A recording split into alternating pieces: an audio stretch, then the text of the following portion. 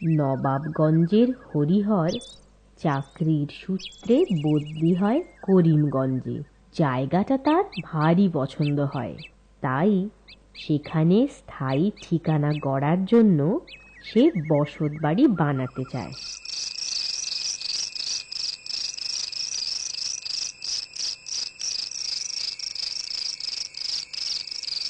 বুঝলে গিন্নি, এই জায়গাটা ভারী সুন্দর, স্বাস্থ্যকর।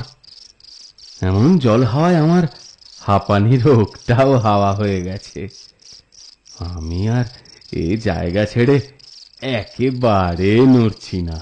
তা এই বাসা বাড়িতেই কি থাকবে? সে চিন্তে তুমি করো না। আমি ওই পূব দিকে একটা ভালো জমি দেখেছি, কাল সেখানে দালান কোঠার ভিত খুঁড়ব। আহা, জমি দেখলেই হবে, কিনতে হবে না? আরে জলের দাম গো গিন্নি, জলের দাম। আজ আজ বায়নাও করে দিয়েছি, কাল পুরো টাকা দিয়ে দেব। কিন্তু তোমার তো বদলির চাকরি, আবার যদি বদলি হয়? সে বড় সাহেবকে বলে কয়ে এখানেই থেকে যাব, সে রাজিও হয়ে যাবে। ও নিয়ে তুমি দুশ্চিন্তা করো না। সে যাই হোক, আমার যেন কেমন ভয় ভয় ঠেকছে। ভয় কিসের? জলের দামে জমি পাচ্ছ, হ্যাঁ, আবার বদলিও হবে না, সবই তো ভালো। কিন্তু কিন্তু এ ভালোর পেছনে আবার মন্দ নেই তো? দেখো, তুমি মিছে ভয় পাচ্ছ।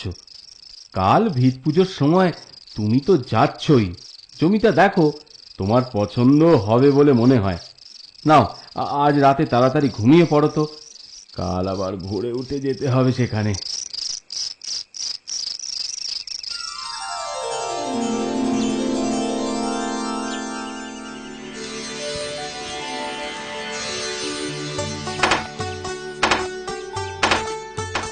যাক, ভালোই ভালোই ভিত পুজোটাও সারা হলো। কি কেমন লাগছে বলো জমিটা? খুব ভালো। যাও, তুমি ঠাকুর মশাইকে খানিকটা পথ এগিয়ে দিয়ে এসো, আমি ওই মজুদের প্রসাদ দিয়ে যাই। সেই ভালো, চলুন ঠাকুর মশাই, আপনাকে একটু এগিয়ে দিই।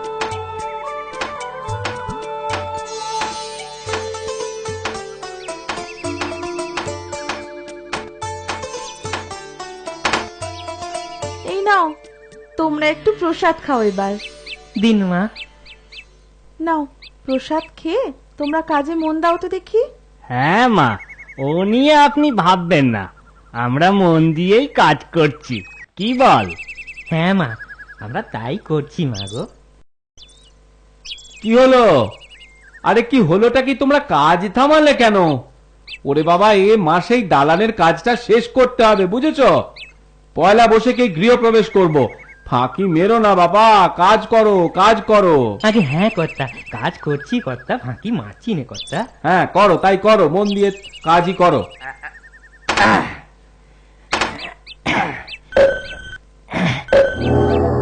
কর্তা, কর্তা, একটা মাটির হাঁড়ি। সে কি মাটির হাঁড়ি? মাটির তলায়? ধীরে ধীরে ধীরে ওটা তোলো তো।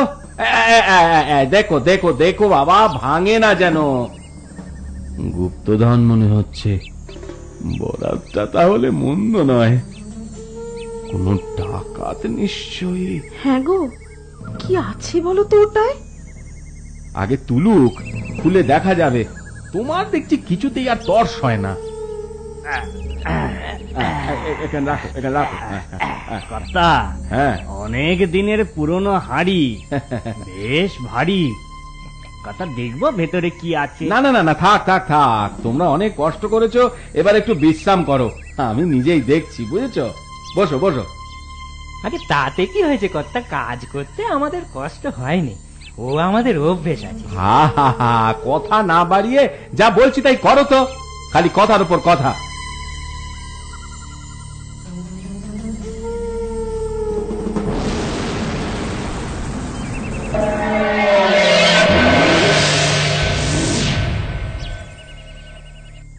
ওগো, কি আছে গো হাড়ির ভিতরে?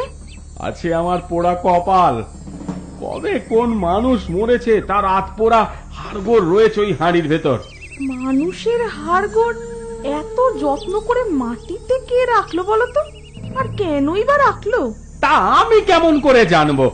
এমন সব কথা জিজ্ঞেস করো না তুমি, শুনলে একেবারে মাথায় রক্ত উঠে যায়। আহা, রাগ করছো কেন? কিন্তু কিন্তু কি অলক্ষণে কাণ্ড সব! এই এই এই, তোমরা এদিকে এসো তো, এদিকে এসো। আগে আগে বলুন কর্তা। এই হাড়িটাকে আমার জমির সীমানার বাইরে মাটিতে পুঁতে দাওগে, যাও যাও। সে কি কর্তা, আবার পুঁতে দেব? হ্যাঁ দেবে, যা বলছি তাই করো। আচ্ছা আচ্ছা আচ্ছা কর্তা, দিচ্ছি দিচ্ছি।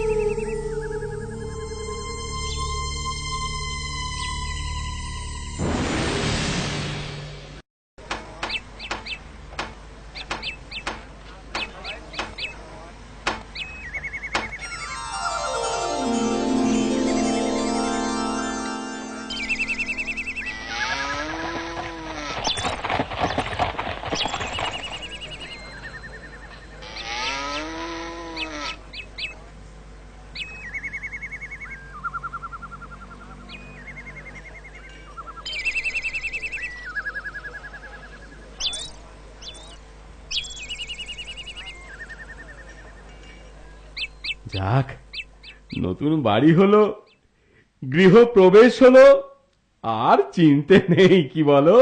কি জানি বাবা, আমার আবার কেমন ভয় ভয় করছে।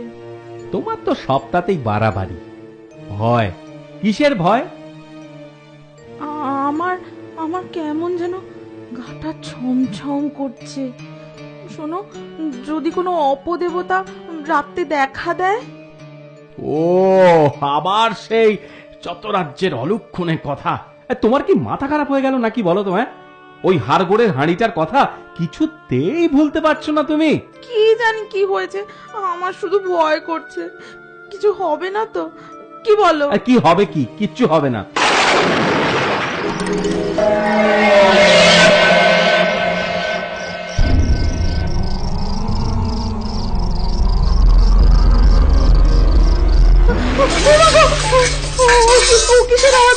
আরে কি হলো কি? ও, রাতের বেলা তুই মানে কিসের আবার? রান্নাঘরের জানলা মনে হয় খোলা রয়েছে, তাই বিড়াল ঢুকে সব বাসন ফেলছে। কই না তো, আমি তো সব বন্ধ করে দিয়েছিলাম। তোমার যা ভুলো মন, আমার বিশ্বাস হয় না। যাও যাও যাও, উঠে গিয়ে দেখো কি হলো। আমি ঠিক বলছি না তুমি ঠিক বলছো? আমি একা যাব? এই এই, তুমিও চলো না সাথে। আমার না বড্ড ভয় করছে, তাই তো? ও সত্যি।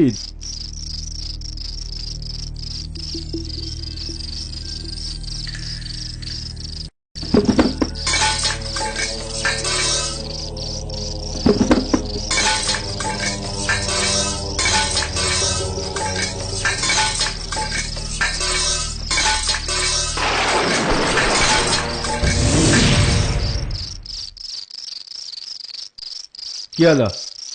কি হলো?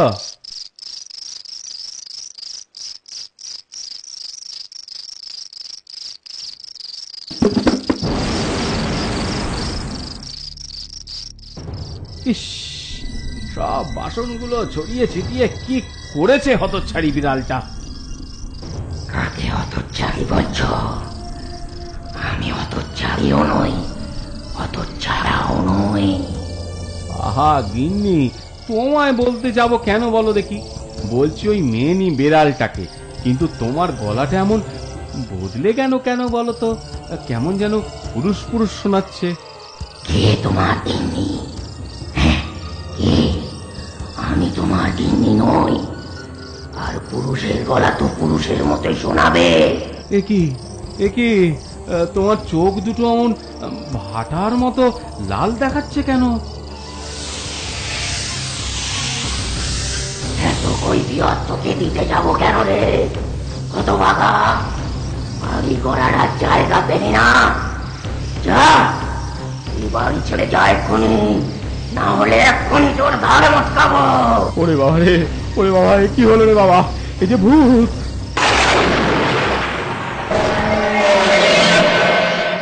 এ কি অলক্ষণে কাণ্ড! তুমি ঠিক বলছো তো? হ্যাঁ ঠাকুর মশাই, এখন এখন গিয়ে কি দেখবো কে জানে। আচ্ছা, চলো চলো গিয়ে দেখি তাহলে। আমাকে কি যেতে হবে? মানে আমার বড্ড ভয় করছে। আহা, ভয়টা কিসে? আমি তো আছি নাকি? তোমার কোনো ভয় নেই, চলো চলো। তবে আগে জানলে ওই ভিট পুজোর সময় ওই বেটার পিন্ডি চটকাতাম।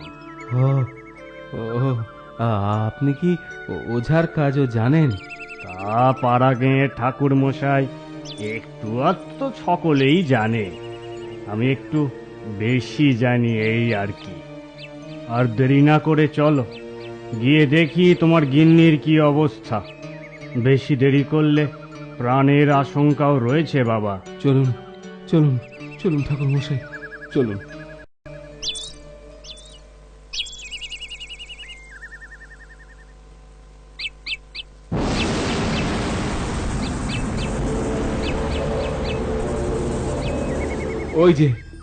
ওই যে আমার গিন্নি, যাকে ভূতে ধরেছে।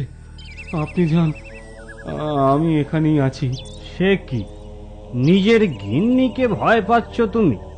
আরে কিচ্ছু হবে না, ও অজ্ঞান হয়ে আছে বলছেন? চলো চলো, ধরাধরি করে আগে ওকে ঘরে নিয়ে খাটে শোয়াই। ওরে বাবা!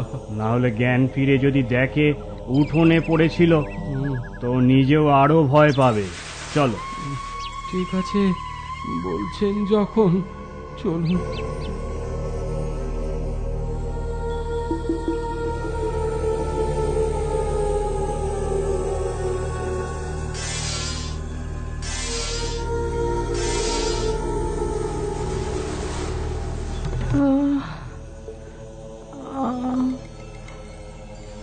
এ কি ঠাকুর মশাই, আপনি কখন এলেন? এই তো মা, এই কিছুক্ষণ আগে ভাবলাম তোমার বাড়িতে আজ খাওয়া দাওয়া করব। তা বেশ তো, এ তো আমার পরম সৌভাগ্য। এই শুনছো, তুমি কিছু হাট বাজার করে আনো, ঠাকুর মশাই আজ আমাদের বাড়িতেই খাবেন। আচ্ছা আচ্ছা গিন্নি, গত রাতে আহ হরিহর, হ্যাঁ? আরে ও সব কথা থাক এখন। থাকবে? তুমি যাও বাজারে যাও, নির্ভয়ে যাও, আমি এখানে আছি, যাও। ঠিক আছে, তাই যাচ্ছি।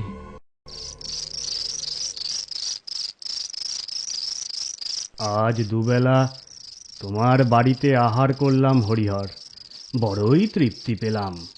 তা আজ রাতটা আমাদের বাড়িতেই থেকে যান না ঠাকুর মশাই, থাকলে বড়ই ভরসা, মানে মানে আনন্দ পেতাম। হ্যাঁ ঠাকুর মশাই, হ্যাঁ, থেকে যান আজ রাতটা আমাদের বাড়িতে। থেকে যান, থেকে যান। ঠিক আছে, তোমরা যখন এত করে বলছো, তোমাদের কথা আমি ফেলবো না। তবে আমি যে ঘরে শোবো সে ঘর আর তোমাদের ঘর, সব ঘরের দরজা খোলা রেখো কিন্তু। কেন ঠাকুর মশাই এই কথা বলছেন কেন? না, রাত বিরেতে কখন কি দরকার হয় তাহলে তোমাদের ডাকতে পারবো মা। ঠিক কথা, ঠিক কথা। ঠিক আছে ঠাকুর মশাই, তাই হবে। কি বলো গিন্নি? তোদের চালাকি আমি বুঝি না ভেবেছিস? খবরদার, আমার সাথে কোনো চালাকি করবি না। ওই দেখুন ঠাকুর মশাই, বলেছিলাম না আবার। কাল তোকে তাড়া করলাম, আজ আবার এসেছিস, সঙ্গে আবার এই ঠাকুর বেটাকে এনেছিস। হ্যাঁ, তোর সাহস তো কম নয়। তোমার সাহস তো অনেক দেখছি, আমার সাথে চালাকি করো না কিন্তু। কি করবি? কি করবি? চালাকি করলে কি করবি? কি করবি তুই আমায়? কি করব? তাহলে এই দেখ, এই মন্ত্রপুত জল তোর গায়ে ছুঁড়ে মারবো, তাহলে তুই টের পাবি মজা। আর তা যদি না চাস তো ভালোয় ভালোয় তোর নাম বল। কি চাস? কেন এখানে এসেছিস? আমি কালু ডাকাত। এখানেই আমার আগে ডেরা ছিল। আমার এক শাকদের আমায় খুন করে পালায়, আর আমার অন্য সাগরেদরা আমার চিতা জ্বালিয়ে অস্থি নাভি হাড় গোড় সব একটা হাঁড়িতে করে এখানে পুঁতে রাখে। তারপর এরা এরা এসে সেই হাঁড়ি তুলে আমার ঘুম ভাঙায়। জেগে ওঠে আমার অতৃপ্ত আত্মা। এরা না জেনে সে কাজ করেছে, এদের দোষ কোথায়? তুই কি চাস এদের কাছে বল? মুক্তি। মুক্তি? বুঝেছি। তোর মৃত্যুর পর চিতা জ্বললেও অস্থি বিসর্জন দেওয়া হয়নি, তাই তোর আত্মা এখনো মুক্তি লাভ করতে পারেনি। 100% সত্যি। ঠিক আছে, ঠিক আছে, আমি তোকে কথা দিলাম, ওই হাঁড়ি আবার মাটি থেকে তুলে গঙ্গায় বিসর্জন দেবে এরা। তুই আগে হরির বউকে মুক্তি দে। আপনার কথা মতোই কাজ করছি, কিন্তু কিন্তু এরাও যেন কথা রাখে। রাখবে, নিজেদের ভালোর জন্যই রাখবে। তুই যা এখন, কটা দিন ওই গাছেই কাটা, তারপর তোর মুক্তি। আচ্ছা আচ্ছা, আমি যাচ্ছি। এরপর হরিহরের বউয়ের জ্ঞান ফিরে আসে। ঠাকুর মশাইয়ের কথা মতো ওরা কাজ করে, আর ভূতের উপদ্রব থেকে চিরকালের জন্য রেহাই পেয়ে সুখে শান্তিতে জীবন